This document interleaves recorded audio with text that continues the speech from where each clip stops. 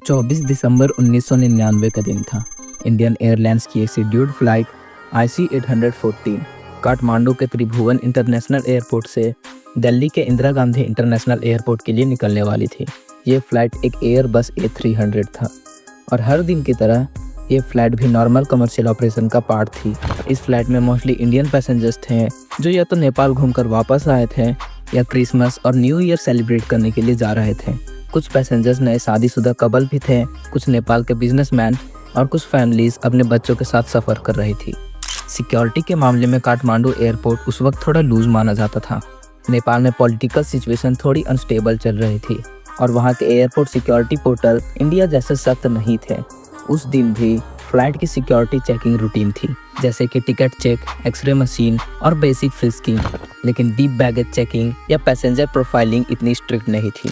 इसी security loop hole का फ़ायदा उठाया कुछ हाईजैकर्स ने। हाईजैकर नॉर्मल पैसेंजर की तरह बोर्डिंग पास लेकर फ्लाइट में चढ़ गए। उन्होंने अपने साथ छोटी छोटी छुपाई हुई वेपन्स जैसे नाइफ्स और हैंड ग्रेनेड्स कैरी किए थे, जो बेसिक चेकिंग में पकड़े नहीं गए। ज़्यादातर एक्सपर्ट कहते हैं कि हाईजैकर्स ने बोर्डिंग के वक्त या तो एयरपोर्ट स्टाफ की नेग्लिजेंस का फ़ायदा उठाया या कुछ और तरीके से चेकिंग बाईपास की। IC-814 का take off time around 4 PM था। सब कुछ नॉर्मल लग रहा था। पायलट कैप्टन देवी सरन और उनकी क्रू टीम रेडी थी। पैसेंजर्स अपनी सीट ले चुके थे और कोई भी अनयूजुअल चीज़ का अंदाज़ा नहीं लग पाया था। प्लेन ने शेड्यूल्ड टाइम के आसपास काठमांडू से उड़ान भरी और सब कुछ एकदम रूटीन लग रहा था। लेकिन जैसे ही फ्लाइट ने नेपाल से इंडियन एयर स्पेस में घुसने लगी, वहाँ से एक ऐसा टेरिफाइंग एपिसोड स्टार्ट हुआ जिसने पूरे साउथ एशिया को हिलाकर रख दिया।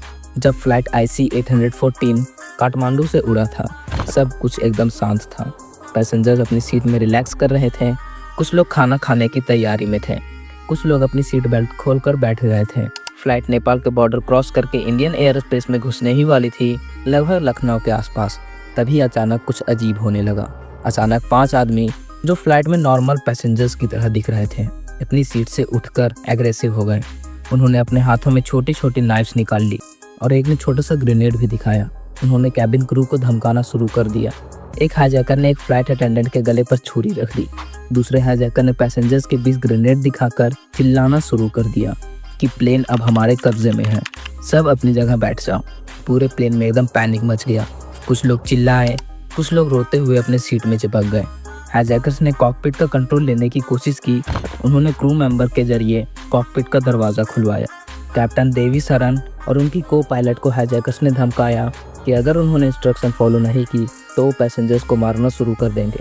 उन्होंने पायलट को ऑर्डर दिया कि फ़्लाइट को तुरंत लाहौर की तरफ डाइवर्ट करो। कैप्टन देवी सरन के पास कोई ऑप्शन नहीं था। फ्लाइट को हाईजैकर्स के कहने पर पाकिस्तान की तरफ डाइवर्ट करना पड़ा। इसी दौरान हाईजैकर्स ने सब पैसेंजर्स के पासपोर्ट इकट्ठा करना शुरू किया। वो देखना चाहते थे कि कौन इंडियन है और कौन फॉरेन नेशनल्स हैं। उन्होंने खासकर हिंदू नाम वालों को टारगेट करने की प्लानिंग की थी। Flight IC-814 Indian air space में घुसकर पाकिस्तान की तरफ उड़ान भरती थी। इंडिया के एयर ट्रैफिक कंट्रोल को पता चल गया था कि कुछ सीरियस गलत हो रहा है। जब हाईजैकर्स ने पायलट को लाहौर डाइवर्ट करने को बोला था तो पायलट ने रेडियो के through Lahore air traffic control से कांटेक्ट किया और इमरजेंसी लैंडिंग करने की परमिशन मांगी, लेकिन पाकिस्तान ने परमिशन देने से सीधा मना कर दिया। हमारा रनवे अभी रेडी नहीं है, आप दूसरी जगह लैंडिंग करें।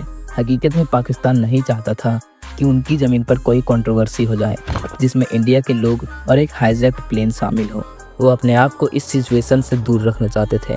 इसी बीच में IC-814 का फ्यूल खत्म होने लग गया था। प्लेन ने कुछ टाइम लाहौर के आसपास हवा में चक्कर काटे, लेकिन जब हाईजैकर्स ने धमकी दी कि वो प्लेन को हवा में ही उड़ा देंगे, तब पाकिस्तान को डर लग गया था कि कहीं उनकी कंट्री के आसपास प्लेन ब्लास्ट न हो जाए। अंत में लाहौर एयरपोर्ट ने मजबूरन एक इमरजेंसी लैंडिंग अलाउ की। IC-814 लाहौर एयरपोर्ट पर कुछ वक्त के लिए लैंड हुआ। हाईजैकर्स ने कुछ ज़रूरी चीज़ें जैसे फ्यूल और कुछ खाने पीने का सामान मंगवाया, लेकिन किसी पैसेंजर को उतरने नहीं दिया गया। पाकिस्तान के ऑफिशियल्स बस दूर से मॉनिटरिंग कर रहे थे, एक्टिव रेस्क्यू या नेगोशिएशन की कोशिश नहीं की और कुछ ही घंटे में हाईजैकर्स ने प्लेन को वापस हवा में उड़ा दिया। लाहौर से उड़ने के बाद हाईजैकर्स ने प्लेन को दुबई ले जाने को बोला।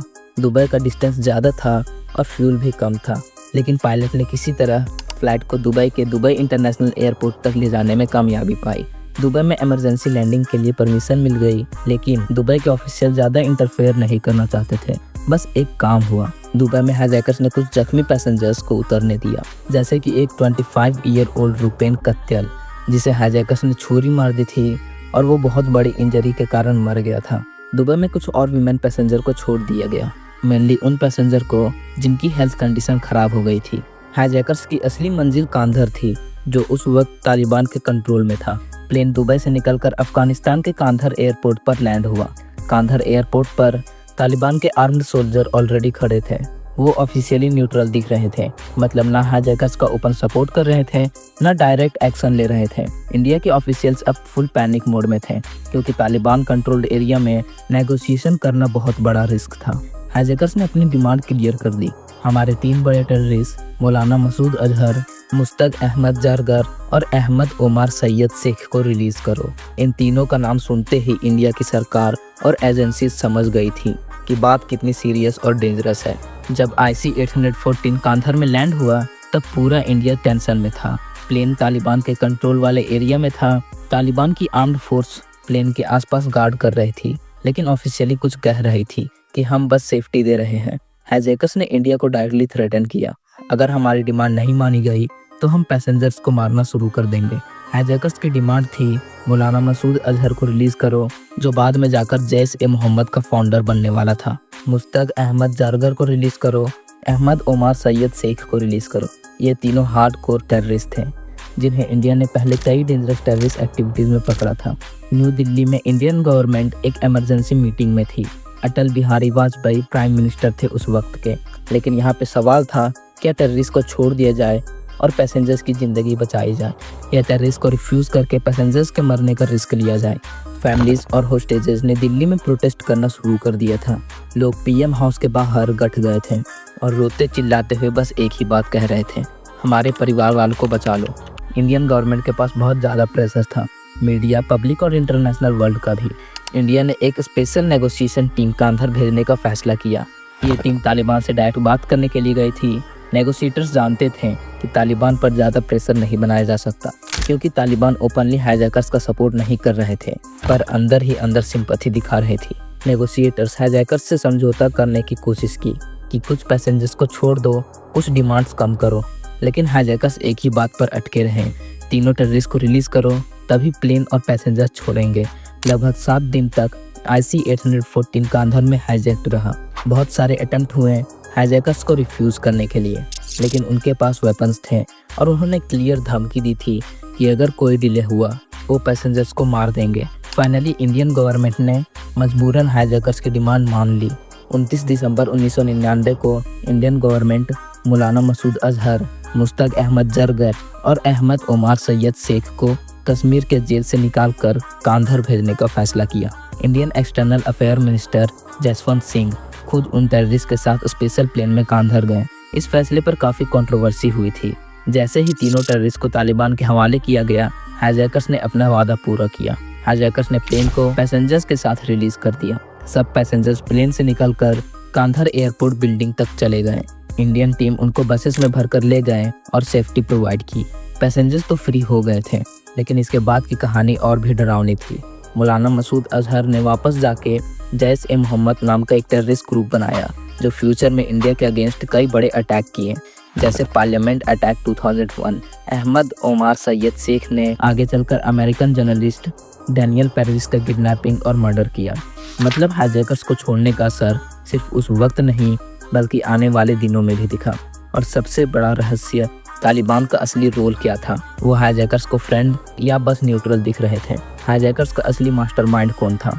और हाईजैकर्स का आखिरी अंजाम क्या हुआ? आज तक उनका ऑफिशियली कुछ पता नहीं चल पाया। अब मैं आपको IC-814 हाईजैकिंग के आगे का डीपर एंगल बताता हूँ। जैसे हाईजैकर्स की असली आइडेंटिटी क्या थी, तालिबान और हाईजैकर्स के हिडन कनेक्शन क्या थे, और हाईजैकिंग के बाद असली सच क्या था। बाद में इन्वेस्टिगेशन से पता चला कि हाईजैकर्स एक वेल ट्रेंड टेररिस्ट ग्रुप का हिस्सा थे। ये 5 लोग थे। इब्राहिम अतहर, इसका नाम सबसे बड़ा था। ये मौलाना मसूद अजहर का भाई था और इसी ने हाईजैकिंग की पूरी प्लानिंग की थी। Sakir alias Ahmed Omar Saeed Sheikh, British citizen जो किडनैपिंग एक्सपर्ट था और जिसका बाद में डैनियल पैरल मर्डर केस में नाम जुड़ा। शाहिद अख्तर सैयद, सन्नी अहमद जागी और मिस्त्री जाहूर इब्राहिम। ये वो आदमी था जिसने प्लेन में सबसे पहले छुरी निकाली थी। ये सब लोग नेपाल के काठमांडू से प्लेन में पैसेंजर बनकर चढ़े थे और उन्होंने नाइफ्स और small weapons check in luggage के अंदर छुपा कर लाया था।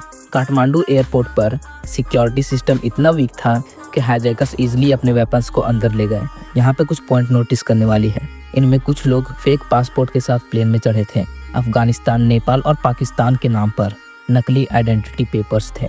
जब IC-814 कांधार में लैंड हुआ तो तालिबान सोल्जर्स एकदम से एयरपोर्ट पर आ गए थे, लेकिन ऑफिशियली वो कुछ कह रहे थे, हम हाईजैकर्स को सपोर्ट नहीं कर रहे हैं, हम सिर्फ पैसेंजर्स की सेफ्टी के लिए आए हैं। लेकिन ग्राउंड पर जो देखा गया वो कुछ और ही कहानी बता रही थी।